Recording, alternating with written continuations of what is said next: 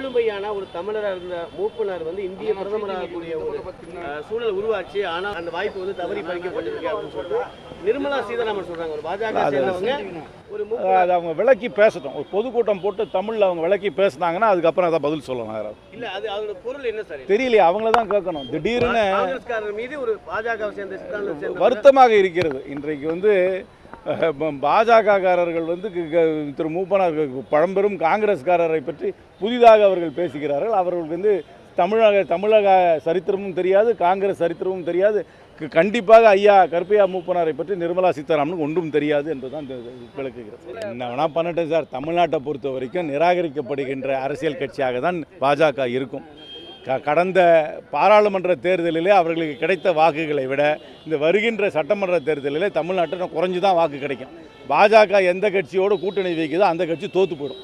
தமிழ்நாட்டு மக்கள் என்றைக்குமே பாஜகவை நிராகரித்து கொண்டே இருப்பார்கள். அதிமுக ஒரு இண்டிபெண்டன்ட் பொலிட்டிக்கல் பார்ட்டியாக இப்போ இல்லை.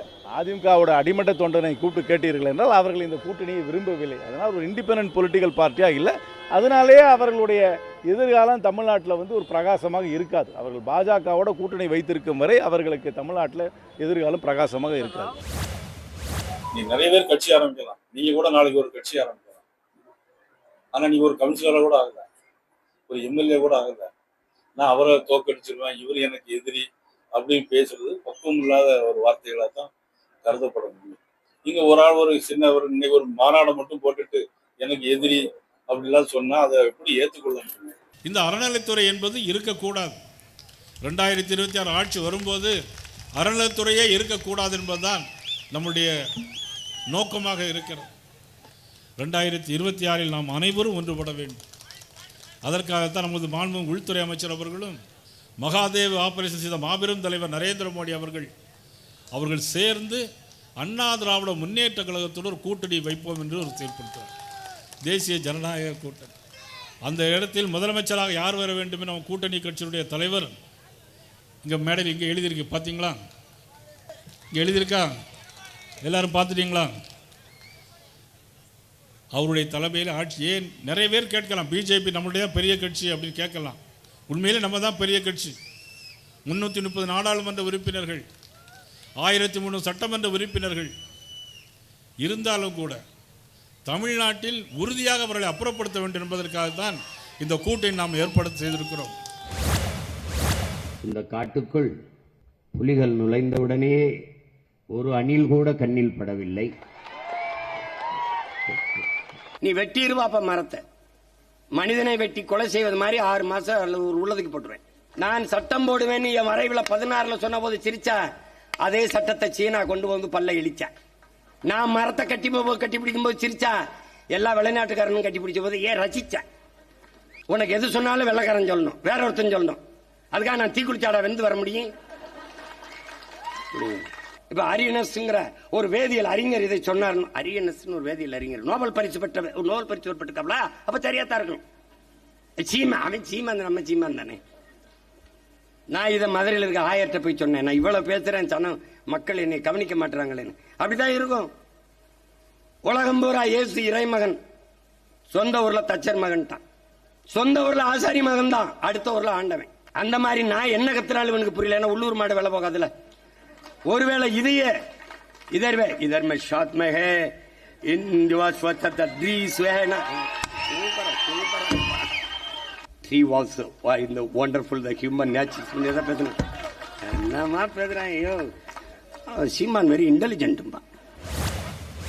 மேடையில பகிர்ந்து கொண்ட தேமுதிகவிற்கு கூட்டணியில பகிர்ந்து கொள்ள அழைப்பதை விடுக்கிறீங்களா? நிச்சயமாக அவர்களுக்கு தெரியும். சகோதரி பிரேமலதா விஜயகாந்த் மிக அழகாக பேசுகிறார்கள், வலிமையாக பேசுகிறார்கள். அவர்களுக்கும் தெரியும் இந்த அரசாங்கம். நேற்று அழகா சொல்லியிருக்காங்க, நீங்க வெற்றி பெற்றீங்கன்னா அதுல பிரச்சனை இல்லை, நாங்க தோற்று போட்டீங்கன்னா ஓட்டு திருட்டுன்னு சொல்வீங்களா, நீங்க அழகாக எடுத்து சொல்லியிருக்கிறார்கள்.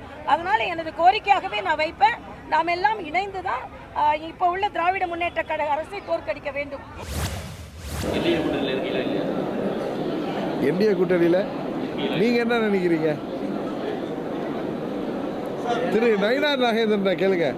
ஏன்னா நாங்கள் 24 மாண்புமிகு மோடி அவர்கள் 3வது முறையாக பிரதமராக வந்தால்தான் நாட்டின் பாதுகாப்பிற்கும் நாட்டின் வளர்ச்சிக்கும் இந்தியா ஒரு சிறந்த வல்லரசு நாடாக ஆவதற்கும் அவர் பிரைம் மினிஸ்டராக வரணுங்கிற ஒரே நோக்கத்தோடு நாங்கள் அன்கண்டிஷனலாக அவர்களுக்கு ஆதரவளிக்க வேண்டியது.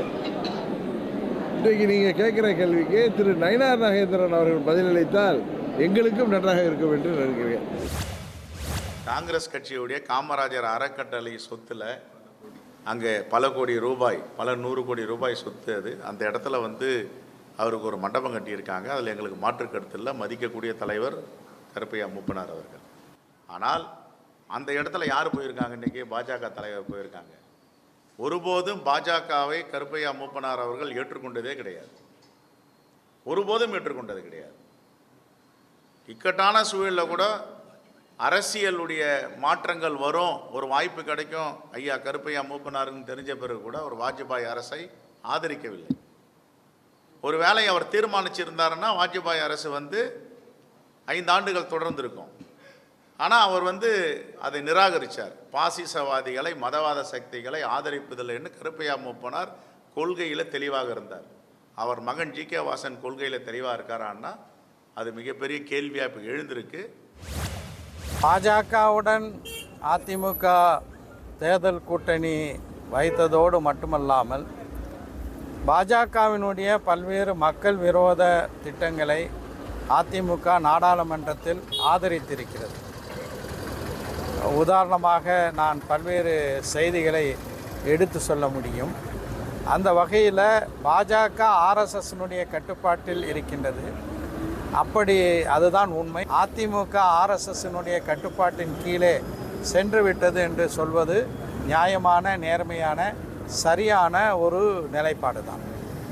அதுக்கு இவர் எதுவுமே பதில் பேசாமல் இருக்காரு சார். அது குற்றமுள்ள நெஞ்சு குறுகுறுக்கும். உடனுக்குடன் செய்திகளை தெரிந்து கொள்ள சன் நியூஸ் பெல் ஐகானை கிளிக் பண்ணுங்க.